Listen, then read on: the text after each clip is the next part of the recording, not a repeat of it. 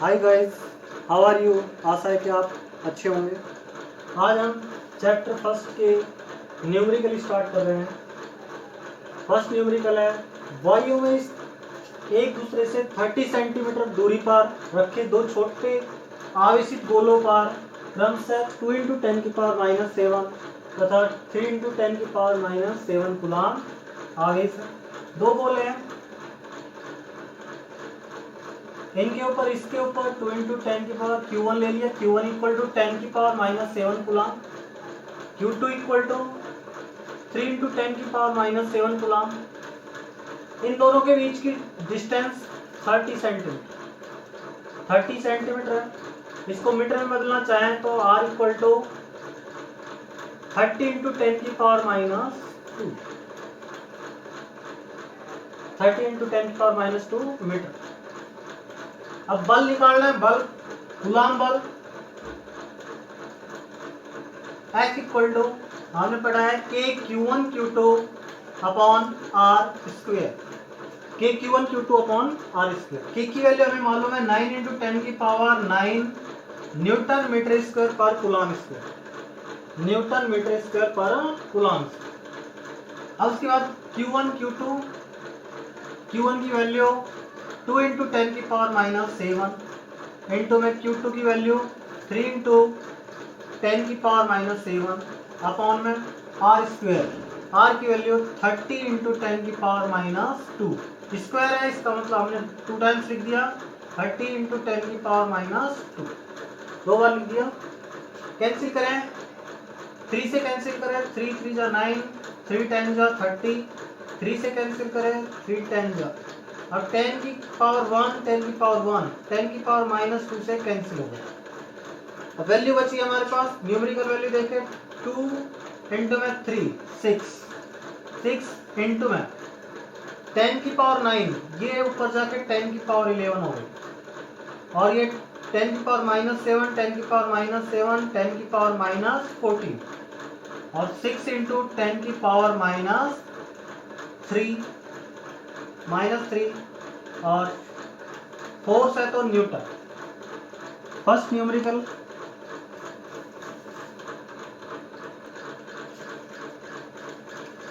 Second exam question में numerical question है, दो समान धातु के गोले, दो समान धातु के गोले हैं, समान धातु है, ये गोले हैं, यह थोड़ा सा बड़ा पड़ा है कि ये गोले हैं दोनों समान धातु के।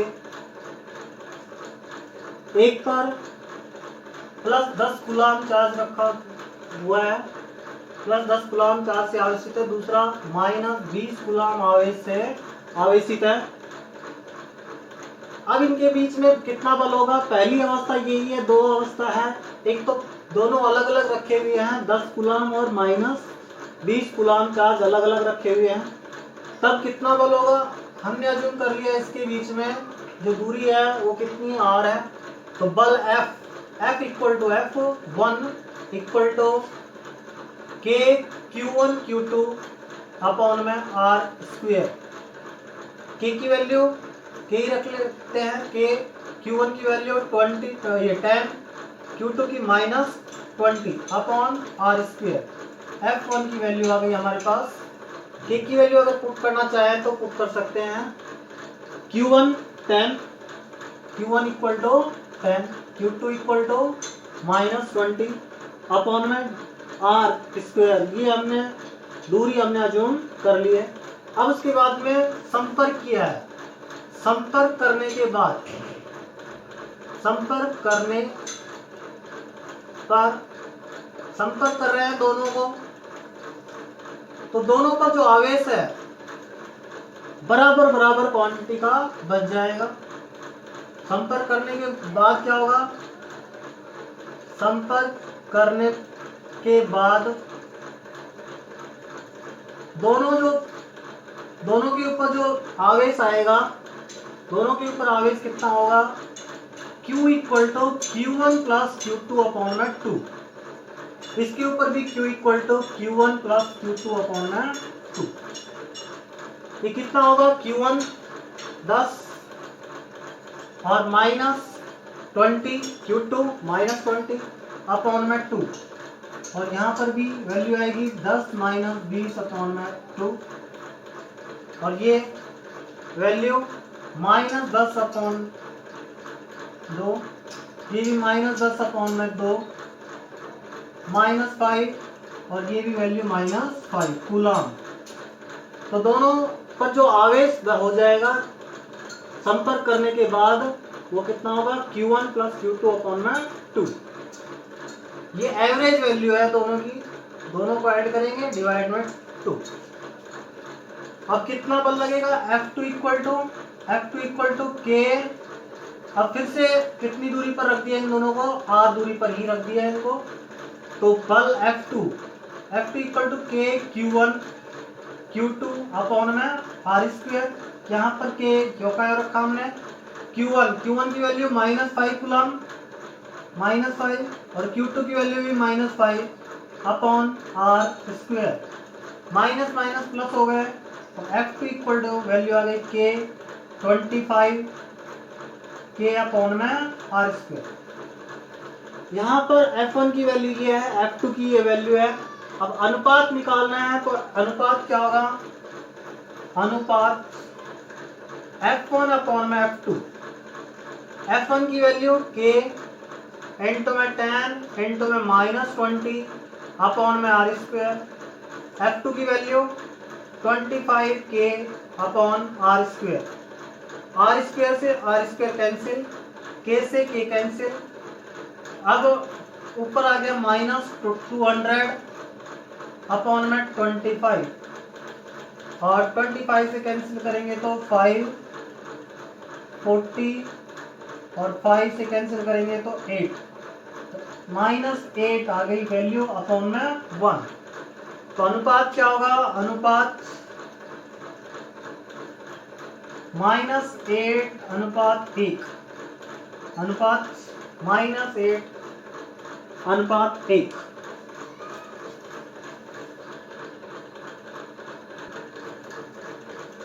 Question number 3।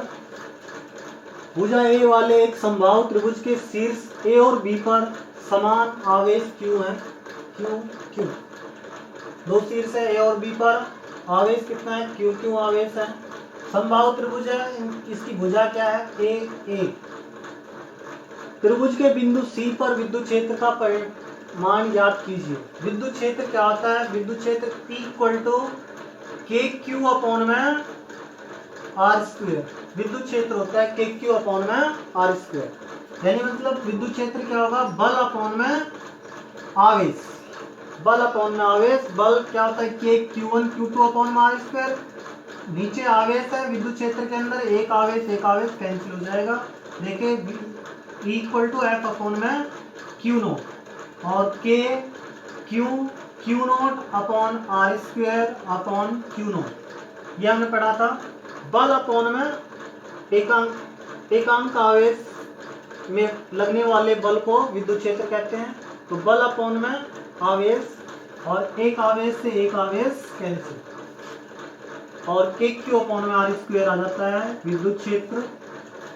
अब यहाँ पर विद्युत क्षेत्र A के कारण अज्यूम कर लिया हमने E1 होगा, E1 और B के कारण दूरी समान है और आवेश भी समान है। तो E1 = E2 और KQ/R²। KQ/R²। R² की जगह यहाँ पर दूरी लेंगे, KQ/R की जगह A² या फिर यहीं पर लिख देते हैं KQ/R की जगह A²। E1 E2 किधर लगेगा, प्लस Q है तो इसका मतलब V1 ऊपर की ओर लगेगा बाहर की तरफ, यानी मतलब आवेश से बाहर की तरफ विद्युत क्षेत्र लगेगा E1। ऐसे ही यहाँ B पॉइंट पर जो Q रखा हुआ है उसके कारण विद्युत क्षेत्र इस तरफ E2। अब इन दोनों के बीच में कितना कोण है, ये 60 डिग्री है। समबाहु त्रिभुज है तो 60 डिग्री होगा, तो ये भी 60 डिग्री होगा। अब यहाँ पर इनकी दिशा, दोनों की दिशा E1 और E2 की दिशा अलग अलग है। E1 और E2 की दिशा अलग अलग है तो हमने पढ़ा था समांतर चतुर्भुज का नियम। समांतर चतुर्भुज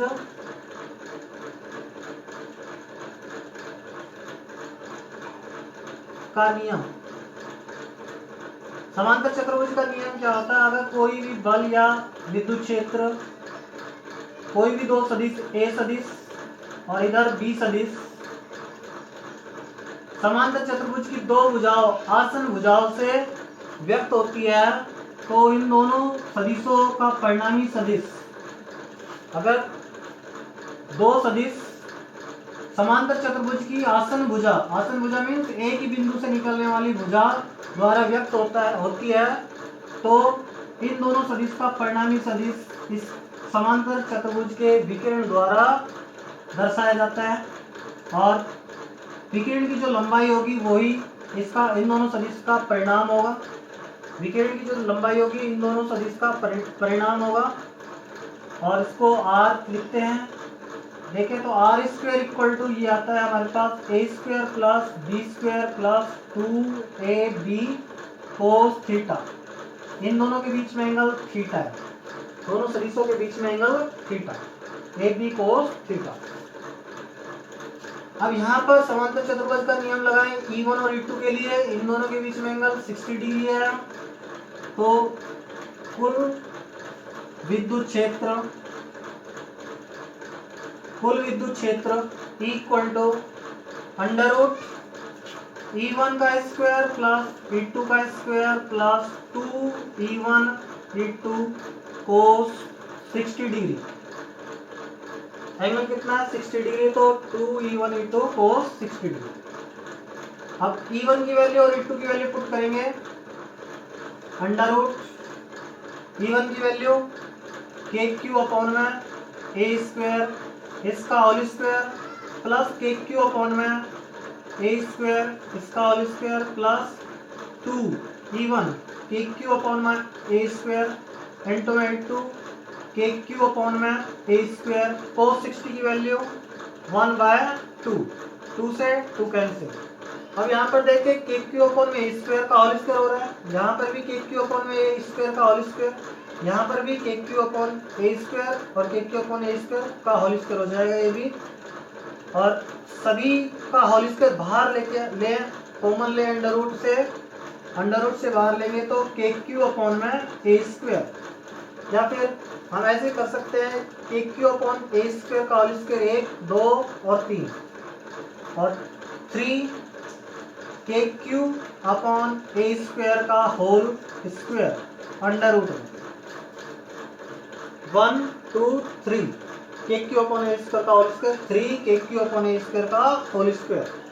अब होल स्क्वायर है ये तो अंडर रूट से बाहर आ गया, KQ अपॉन में ए स्क्वायर, लेकिन ये √3 ये 3 अंडर रूट के अंदर ही रहा √3, और ये वैल्यू आ गई हमारे पास। अगर वैल्यू के की वैल्यू पुट करना चाहें तो √3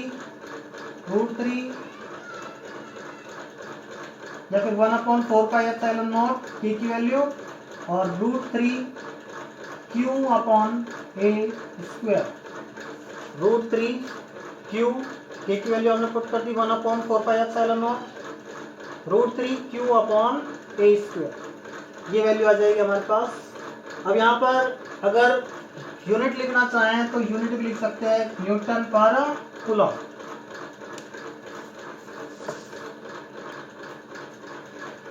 क्वेश्चन नंबर 4, दो एक समान आवेशित गोलों को बराबर लंबाई की डोरियों से लटकाया गया है। दो समान आवेशित है, यहाँ से लटका दिया हमने दो समान आवेशित गोलों को, ये दो गोले हैं, इनको लटका दिया और डोरिया परस्पर कितने एंगल पर है? 30 डिग्री एंगल पर है। इसको हमने डिवाइड कर दिया, ये 15 30 डिग्री है, 30 डिग्री है, तो 15 हमने अलग अलग कर दिया। और उसके बाद हमने देखा इसका जो इस गोले का जो वेट है नीचे की तरफ mg लगेगा, हवा में है ये, अभी इसमें है हवा में, डोरी बंधी हुई है यहाँ पर, तो दोनों गोलों का वेट नीचे की तरफ, इस गोले का वेट भी नीचे की तरफ, इसका भी वेट नीचे की तरफ, दोनों समान आवेशित है, ये A और B दोनों समान आवेशित है, तो इसका मतलब इनके बीच में आवेशित है, दोनों समान आवेशित है, तो बल कूलाम बल लगेगा कूलाम बल F इक्वल टू, इनके ऊपर हमने आवेश अज्यूम कर लिया Q अपॉन दोनों के बीच की दूरी हमने अज्यूम कर ली R स्क्वायर, तो Q अपॉन में R स्क्वायर। अब उसके बाद हम देखें K की वैल्यू पुट करना चाहें तो 1/4 pi epsilon naught Q square upon R square. F किधर लगेगा, प्रतिकर्षण बल लगेगा यहाँ पर, प्रतिकर्षण। क्यों? क्योंकि दोनों गोले समान आवेश से आवेशित है, तो इसको प्लस क्यू दिया है तो इसको भी प्लस क्यू दिया गया, तो दोनों के बीच में प्रतिकर्षण बल लगेगा। प्रतिकर्षण बल F इस दिशा में लगेगा, इसके ऊपर इस दिशा में लगेगा। अब mg नीचे की ओर, इसका जो वेट है नीचे की तरफ, यहाँ पर डोरी ली गई है तो डोरी के अंदर तनाव बल उत्पन्न हो जाता है, तनाव बल T। डोरी में तनाव बल कितना है, T है। अब ये तनाव बल अगर हम इसको ऊपर की तरफ वर्टिकल खींच दें तो इस तनाव बल के घटक, एक तो क्षैतिज घटक, एक ऊर्ध्वाधर घटक बनेंगे। क्षैतिज घटक क्या होगा, ये 15 डिग्री है तो ये भी 15 डिग्री होगा, 15 डिग्री होंगे दोनों, क्योंकि अल्टरनेट एंगल है, एकांतर कोण है। अब ये कोण की तरफ है, ये घटक कोण की तरफ है, ये घटक कोण की तरफ है, कोण 15 डिग्री है, तो इस T का घटक क्या होगा, T कोस 15 डिग्री। जिस तरफ कोण होता है उस तरफ जो घटक होगा वो कोस थीटा की फॉर्म में आएगा, और जिस तरफ कोण नहीं है उस तरफ जो घटक आएगा साइन थीटा 15 डिग्री। ये डायग्राम बन गया, ये एंगल भी 15 डिग्री होगा। अब यहाँ पर देखिए जो ऊर्ध्वाधर घटक है T कोस थीटा mg को संतुलित कर रहा है, तो T cos theta cos 15 degree equal to mg, ऊर्ध्वाधर घटक।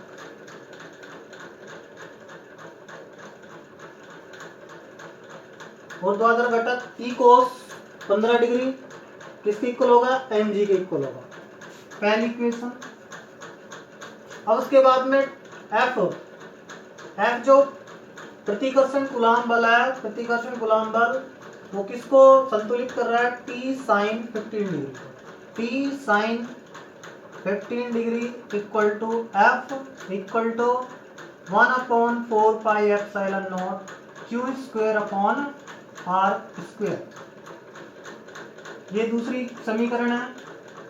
अब यहाँ पर देखें इन दोनों को हम, T हमारे पास नहीं है, T नहीं है तो हमें क्या करना है, इस T को हटाना पड़ेगा। T को हटाने के लिए हमें साइन 15 डिग्री में कोस 15 डिग्री को डिवाइड कर दें तो T से T कट जाएगा, यानी समीकरण 2 में समीकरण 1 का भाग देते हैं, तो समीकरण 2 में 1 का भाग देने पर,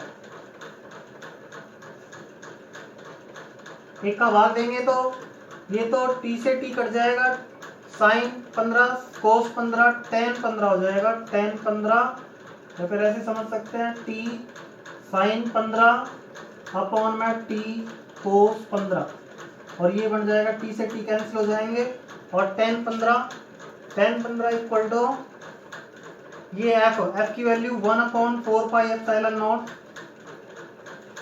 Q स्क्वायर अपॉन में R square, Q square upon R square upon में mg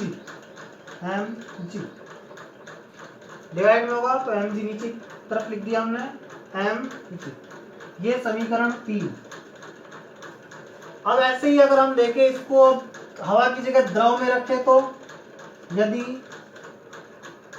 एप्सिलॉन R परावैद्युतांक वाले, ये हमने मान लिया, हमने माना एप्सिलॉन R परावैद्युतांक वाले द्रव में रखने पर भी गोलों के मध्य कोण 30 डिग्री ही रहता है। दोनों के बीच में कोण कितना होगा? 30 डिग्री ही रहता है, सेम कोण है। तो क्या होगा? एप्सिलॉन आर परावैद्युतांक है। द्रव के अंदर अगर किसी वस्तु को रखते हैं द्रव के अंदर तो इसके ऊपर उत्प्लावन बल लगता है। उत्प्लावन बल लगता है ऊपर की ओर। उत्प्लावन बल लगता है तो इसका मतलब इसका जो वेट है, इसका जो भार है, घट जाता है। अतः द्रव में गोले का भार पहले mg था भार इसका, अब कितना हो गया? m तो नियत रहता है, किसी भी वस्तु का मास, द्रव्यमान नियत रहता है, लेकिन g बदल गया, g डैश हो गया। तो अब द्रव में गोले का भार कितना हो गया? mg dash. और परावैद्युतांक एप्सिलॉन आर वाले द्रव में रखा है, तो यहाँ पर जो बल लग रहा था epsilon note 1/4 pi epsilon note था, तो यहाँ पर माध्यम की वैल्यू आएगी 1/4 पाई एप्सिलॉन m। तो बल की वैल्यू हो जाएगी हमारे पास, बल F इक्वल टू किसके हो जाएगा? 1/4 पाई एप्सिलॉन नोट और एप्सिलॉन आर और क्यू स्क्वायर अपॉन में आर स्क्वायर। ऐसे ही दोनों समीकरणों को फिर से समझेंगे, वैसे ही सेम आएंगे।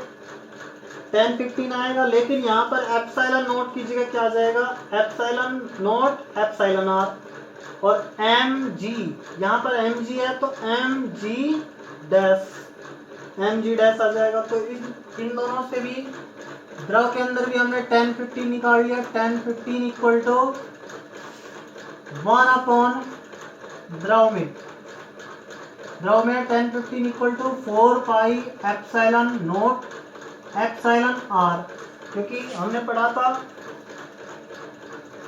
अगर एप्सिलॉन m है, किसी माध्यम में विद्युतशीलता कितनी होगी? Epsilon m equal to epsilon naught epsilon r, ये होती है epsilon m equal to epsilon naught epsilon are.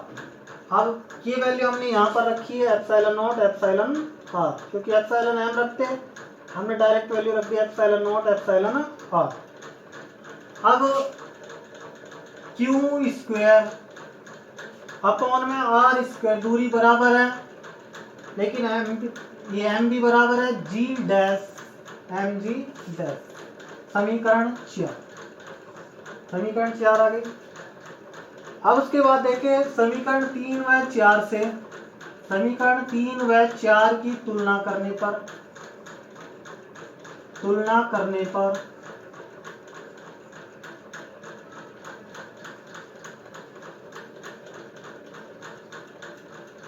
Q square upon में mg Q square R square mg dash, तुलना करें तो देखें यहाँ पर एप्सिलॉन आर और जी डैश, और यहाँ पर सिर्फ जी है। एप्सिलॉन नोट भी इसके अंदर है, 4 पाई एप्सिलॉन नोट भी इसके अंदर है। R square M Q square same है, Q square R square M, यहाँ पर सिर्फ अलग है जी, और यहाँ पर एप्सिलॉन आर जी डैश। तो यहाँ पर तुलना करने पर तो जी इक्वल टू किसके हो जाएगा? एप्सिलॉन आर जी डैश, एप्सिलॉन आर जी डैश। अब ये जो जी डैश की वैल्यू है ये कहाँ से आएगी ये देखेंगे। ये समीकरण 5 ले लीजिए, समीकरण 4 g equal to epsilon R ji dash कैसे आई? एप्सिलॉन, यहाँ पर एप्सिलॉन आर है, यहाँ पर 4 pi epsilon naught R square Q square m, R square Q square M, यहाँ पर एप्सिलॉन आर जी डैश है, यहाँ पर जो अलग है वो जी है, तो g equal to epsilon R ji dash, ये ध्यान रखना है। अब ये जो जी डैश की वैल्यू है कैसे आएगी? ये देखते हैं।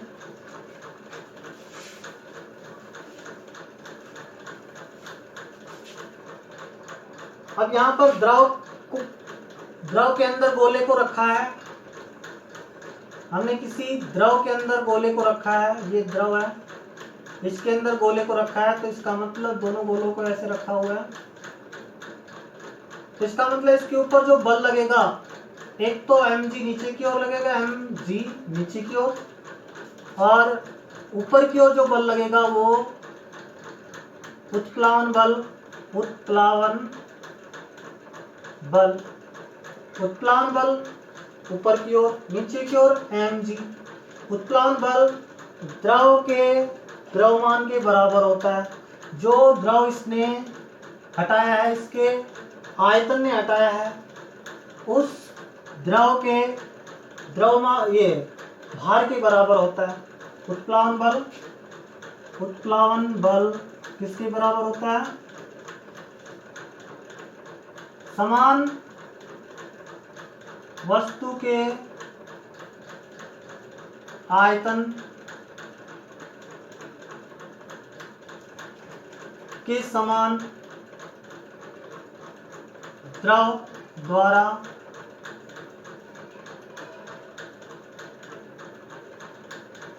वस्तु के समान द्रव का भार, वस्तु के आयतन के समान द्रव का कितना भार है, कितना इस वस्तु ने द्रव को हटाया, उस द्रव का भार उत्प्लावन बल होता है।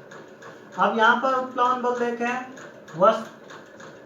द्रव का द्रव्यमान ml, N2 में g, भार है तो mg, तो mlg उत्प्लावन बल आ गया।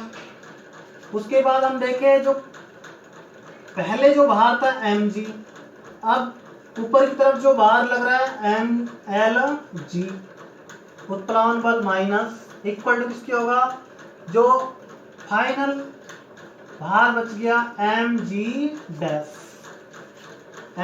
फाइनल बच गया। पहले जो भार था हवा में mg था, उत्प्लावन बल लगा mlg ऊपर की ओर तो माइनस कर दिया, और अब जो फाइनल भार बचा mg डैश, m को लिख सकते हैं m इक्वल टू घनत्व इक्वल टू पढ़ा है हमने, घनत्व रो इक्वल टू द्रव्यमान अपॉन में द्रव्यमान m अपॉन में आयतन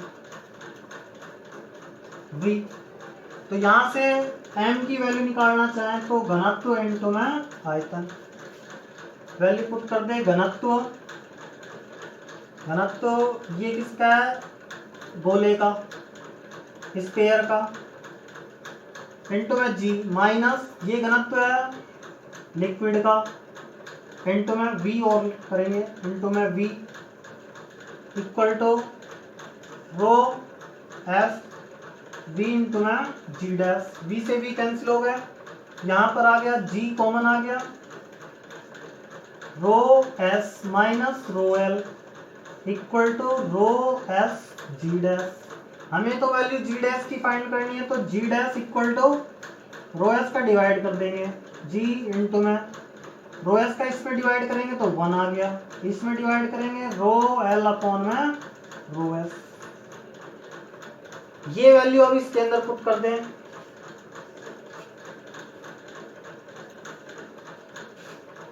g equal to epsilon r,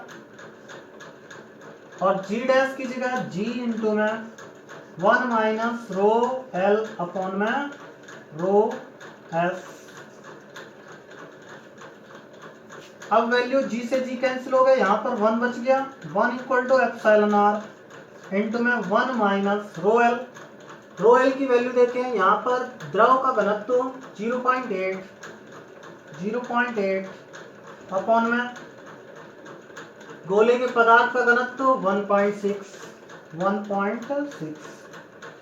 अब उसके बाद देखें 1 equal to epsilon are, 1 minus point से पॉइंट हटा, 8 2 जा 16, 1 माइनस 1/2 और 1 इक्वल टू एप्सिलॉन आर 1/2, 1 में से 1/2 गया तो 1/2, 2 इधर आ गया तो एप्सिलॉन आर इक्वल टू ये वैल्यू आ जाएगी। ये ध्यान रखना है, जो द्रव के अंदर जो भार होगा वो mg डैश होगा, द्रव के अंदर जो गोले का भार होगा mg डैश होगा। कैसे निकालेंगे? वायु में भार माइनस उत्प्लावन बल। उत्प्लावन बल क्या होता है? जितना वस्तु का आयतन है उतना ही द्रव का जो भार होगा वो ही क्या होगा? m उत्प्लावन बल mlg, mlg माइनस कर दिया हमने, तो द्रव के अंदर वस्तु का भार हमारे पास आ गया। अब उसके बाद घनत्व तो हमें मालूम है, द्रव्यमान अपॉन में आयतन, तो द्रव्यमान किसकी इक्वल हो जाएगा? घनत्व इंटू में आयतन। अब यहाँ पर m की जगह घनत्व इंटू में आयतन, यहाँ पे भी घनत्व इंटू में आयतन। किसका है? ये द्रव का है तो L लिख दिया हमने। ये किसका भार होगा? गोले का भार, तो रो एस वी, वी से वी कैंसिल हो गए सभी में, तो यहाँ पर भी जी है, यहाँ पर भी जी है, जी कॉमन ले लिया, rho S minus rho L equal to rho S g dash. अब रो एस का डिवाइड करेंगे, यहाँ पर rho S upon rho S 1 हो गया, रो एल अपॉन में रो एस, और जी की वैल्यू, जी डैश की वैल्यू हमारे पास आ गई। इस इक्वेशन के अंदर हमने जी डैश की वैल्यू पुट की, तो जी, ये समीकरण 5 से G equal to epsilon R, ji dash की जगह जी, जी डैश की जगह जी इंटू में 1 माइनस रो एल अपॉन में rho S, 1 equal to epsilon are 1 minus rho L की वैल्यू, द्रव का घनत्व 0.8 और पदार्थ का घनत्व 1.6, तो 1/2 आ गया, तो 1 equal to epsilon are 1 minus 1/2 और एप्सिलॉन आर की वैल्यू 2।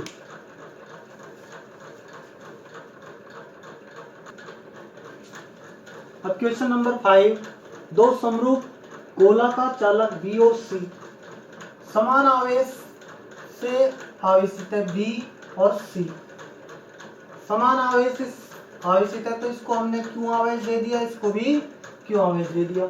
दोनों पर आवेश क्यू क्यू है, परस्पर एफ बल से प्रतिकर्षित, तो एफ इक्वल टू के क्यू क्यू अपॉन में दोनों के बीच की दूरी हमने अज्यूम कर ली आर, तो आर स्क्वायर, कुछ दूरी पर रखे, तो इसका मतलब आर दूरी पर रखे हैं। तीसरा गोला का चालक इन्हीं के समरूप है परंतु अनावेशित है, अनावेशित है, तीसरा गोला हमने अज्यूम कर लिया, एक गोला अज्यूम कर लिया हमने, तीसरा गोला। अब पहले यह बी के संपर्क में लाया गया, अब बी के संपर्क में लाया गया, इससे टच कराया हमने, इन दोनों को किसी वायर से टच करा दिया हमने, वायर से टच करा दिया। अब किस तार से टच कराया, तो इसके ऊपर जो आवेश है और इसके ऊपर आवेश है, इसके ऊपर 0 आवेश है। अब दोनों का आवेश वितरण के पश्चात जो आवेश होगा Q1 इक्वल टू किसकी हो जाएगा? Q प्लस में 0 अपॉन में 2, पहला आवेश Q, इसका आवेश 0, इस पर कोई आवेश नहीं है, इसका मतलब Q इक्वल टू 0, अनावेशित है, अनावेशित है, तो इसका मतलब Q equal to 0, Q plus 0 upon में 2, दोनों पर जो आवेश होगा वो Q/2। इसके बाद में इसको इस A आवेश पर कितना चार्ज आएगा? Q/2। अब किससे टच कराया इसको? C से, किससे टच करा दिया इसको? संपर्क में लाया गया, C के संपर्क में लाया गया। अब जो आवेश होगा वो कितना होगा? इन दोनों के आवेश का हाफ दोनों के ऊपर होगा, तो Q2 इक्वल टू कितना हो जाएगा? इसके ऊपर जो आवेश है Q प्लस में Q/2 अपॉन में 2। ये तो कब है? जब A व B को संपर्क में लाते हैं,